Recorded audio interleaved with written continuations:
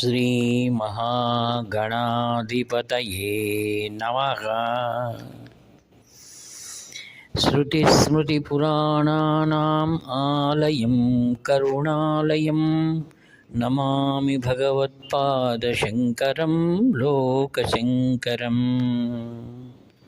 अपार करुणासिन्धुं ज्ञानदं शान्तरूपिणं श्रीचन्द्रशेखरगुरुं प्रणतोऽस्मि मुदान्वहम्।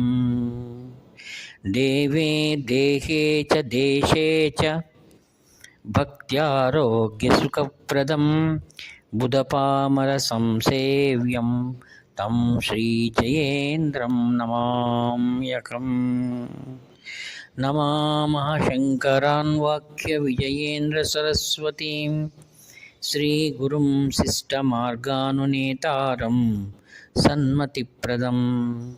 सर्वमङ्गलमाङ्गल्ये शिवे सर्वार्थसाधिके शरण्ये त्र्यम्बके देवी నారాయణి నమోస్తుతే. ఆత్మస్వరూపులైనటువంటి సకల సద్భక్తుల హృదయారవిందముల యందు కూడా దేదీప్యమానమై ప్రకాశించినటువంటి శ్రీ కాంచి కామకోటి పరమాచార్య స్వాముల వారి దివ్య చరణారవిందములను స్మరిస్తూ భజిస్తూ నమిస్తూ వసంత పంచమి మహాసరస్వతి జన్మించిన శుభదినం. ఈరోజు సకల భక్తులందరూ కూడా అత్యంత భక్తి ప్రపత్తులతో తమ పిల్లలకు అక్షరాభ్యాసం చేయిస్తారు. ఆంధ్ర రాష్ట్రంలో బాసర చాలా విశేషమైనటువంటిది. ఆత్మీయులారా, భగవంతుడు సర్వత్రా వ్యాపించి ఉన్నాడు, విశేషంగా మహాత్ములలో ఉన్నాడు. మానవుల కళ్యాణం చేయించడానికనే భగవంతుడు మానవ రూపంలో అవతరించాడు. పరమాచార్య స్వాముల వారు కాంచీపురంలో ఉండగా చెన్నైలో ఒక తమిళ కుటుంబం వాళ్ళు వివాహానికి ఏర్పాటు చేసుకుని, వివాహము రెండు వైపుల వారు కూడా కాంచి పరమాచార్య స్వాముల వారి భక్తులైనందువలన వారి అనుగ్రహంతో వివాహము మంగళ వాయిద్యాలతో కళ్యాణ మంటపంలో జరుగుతుంది.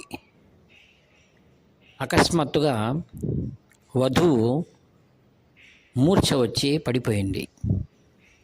అందరికీ ఆశ్చర్యంగా ఉంది, అందరూ కలవరపడుతున్నారు. ఎప్పుడు ఆ అమ్మాయికి అలా జరిగి ఉండలేదు. తల్లివైపు వారికేమో మా అమ్మాయిని ఎలా వాళ్ళు చేసుకుంటారు, ఇది ఎప్పుడూ కలగనటువంటి యొక్క దుఃఖం ఇప్పుడెందుకు కలిగింది అని అందరూ కూడా అటు ఇటు పరిగెత్తుతున్నారు. కొందరు వైద్య సహాయానికి పరుగులు తీశారు. వైద్యులను పిలుచుకురావడానికి ప్రయత్నాలు జరుగుతున్నాయి.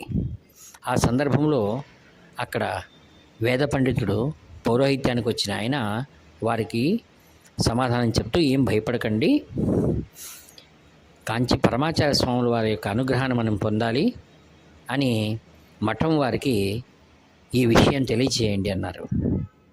తక్షణమే మఠానికి స్వాముల వారికి తెలియజేయాల్సిందిగా జరిగిన పరిణామాన్ని తెలియజేశారు.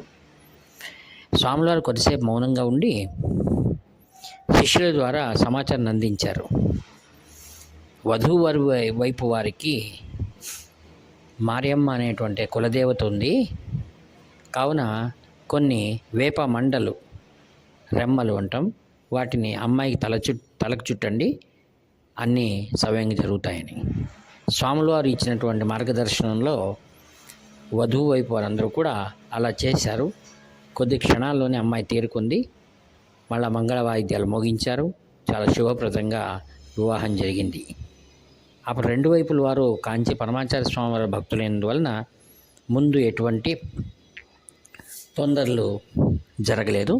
వివాహం అయిన తర్వాత అందరూ కూడా నేరుగా కాంచి మహాస్వాముల వారి యొక్క ఆశీర్వాదం కోసం కాంచి మఠానికి వచ్చి స్వామివారిని దర్శించుకున్నారు. స్వాముల వారితో అన్నారు, అమ్మాయి తల్లిదండ్రులు, ఎప్పుడు ఇలా జరగలేదు స్వామి, ఎందుకు ఇలా జరిగిందో అంటే స్వాముల వారు ప్రత్యేకమైన ఆశీర్వాద రూపంగా చేయి పైనకెత్తి, ఇంకా ముందు ఎప్పుడు ఇలా జరగదు, అన్నీ సవ్యంగా ఉంటాయి, వారి కుటుంబం చాలా చక్కగా ఉంటుంది అని ఆశీర్వదించారు. అందరూ నిట్టూర్పు విడిచి కామాక్షి దర్శనం, ఏకాంబరేశ్వర దర్శనం, వరదరాజస్వామి దర్శనం చేసుకుని అందరూ కూడా చెన్నైకి శుభంగా చేరుకున్నారు. మహాజ్ఞాని పరమపురుషుడైనటువంటి కాంచి పరమాచార్య స్వామి వారి గురించి మనం ఎన్ని కథలు చెప్పుకున్నా కూడా అవి తనివి తీరవన్నమాట. ఒకానొక మారు మహాస్వాముల వారు కాంచీలో ఉన్నారు. అప్పుడు స్వామివారి దర్శనానికి వచ్చేటటువంటి వారందరూ కూడా సవ్యంగా అలా ఏకాగ్రతతో స్వామివారిని దర్శించుకుంటూ ఉన్నారన్నమాట. ఆ సందర్భంలో ఒక వ్యక్తి వచ్చి తాను ఎంతో నష్టపోయానని తనకు ముందు దారి చూపించవలసిందిగా ప్రార్థించారు. స్వాముల వారు అతనికి ఫలానా దేవాలయంలో ఒక అర్చకుడు ఉన్నాడు, ఆయన్ని వెళ్ళి నువ్వు తక్షణమే కలవమని చెప్పారు. వచ్చిన వారు సంతోషించి కారు తీసుకొని కాంచీపురానికి చాలా దగ్గరలో ఉన్నటువంటి ఆ గ్రామానికి వెళ్ళారు. ఆశ్చర్యం ఏంటంటే ఆ యొక్క అర్చకుడు కామాక్షి దేవాలయం లాంటిది అక్కడ నిర్మించుకొని అక్కడ తన సొంత ఖర్చులతో ఆ దేవాలయం నిర్మించాడు. దాని ద్వారా అతను కొంచెం అప్పుల పాలయ్యాడనమాట. తీర్చవలసిన వారందరికీ వచ్చినటువంటి సంభావనలన్నీ వాళ్ళకి అర్పిస్తూ అలా శాంతంగా ఆ కుటుంబం జీవనం చేస్తుంది. ఆ వెనుకటి రోజే ఏం జరిగింది, ఇంకా 1000 రూపాయలు ఒక ఆయనకు అప్పు ఇవ్వాల్సి ఉండింది. అతను వచ్చి నేరుగా చీవాట్లు పెడుతున్నాడు అర్చకులకి. ఈయన పూజ చేస్తూ ప్రశాంతంగా చెప్పాడు, రేపు మధ్యాహ్నానికల్లా మీకు ఎట్టయినా సరే మీ 1000 రూపాయలు మీకు ఇచ్చేస్తానన్నాడు. ఆయన అప్పు ఇచ్చిన ఆయన వెళ్ళిపోయాడు. తర్వాత అర్చకుని భార్య అంటా ఉంది, రేపు మధ్యాహ్నం ఎలా ఇవ్వగలరండి, అలా చెప్పడం నేరం కదా అంటే, ఏమో నా నోటి నుంచి అలా వచ్చింది, అన్నీ పరమాచార్య స్వామి వారు చూసుకుంటారులే అని.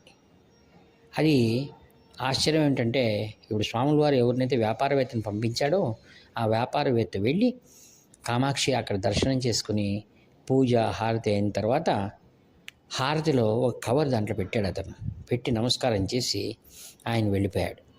వెళ్ళిపోయిన తర్వాత వీళ్ళు ఏమో 100 రూపాయలు ఉండవచ్చు అనుకున్నారు. ఆశ్చర్యపోవడం ఏంటంటే 1116 దాంట్లో ఉన్నాయి. అప్పుడు ఆయనకు ఆశ్చర్యమైంది. అప్పుడు బయట కారు ఎక్కుతున్న ఆయన్ను దగ్గరికి వెళ్ళి, మిమ్మల్ని ఎవరు పంపించారన్నారు. కాంచి పరమాచార్య స్వామి వారు వెళ్ళి ఈ యొక్క దేవి దర్శనం చేసుకో, తద్వారా నీకు ఆరోగ్యము మరియు నీ యొక్క వ్యాపారం అభివృద్ధి చూస్తుందని చెప్పారు, అందుకే నేను వచ్చానన్నారు.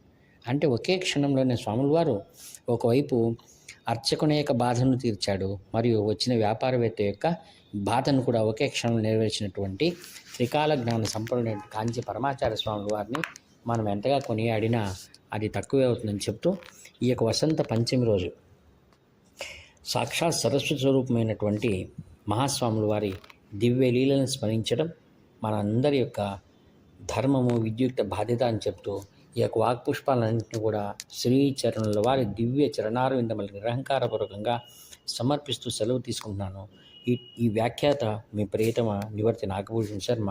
హరహర శంకర జయ జయ శంకర, హరహర శంకర జయ జయ శంకర, హరహర శంకర జయ జయ శంకర.